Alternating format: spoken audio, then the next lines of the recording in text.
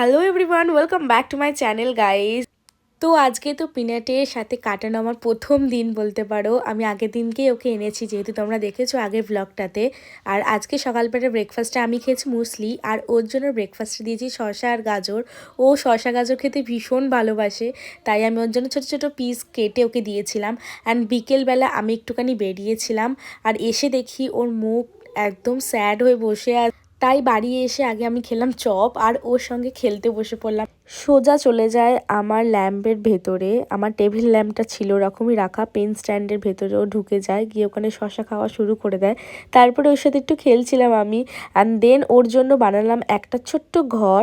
আমি ট্রাই করলাম, দেখি যে ও কার্ডবোর্ড ঘরে থাকতে পারে কি পারে না, সেটা আমি তোমাদের নেক্সট ব্লগে ডেফিনেটলি জানাবো।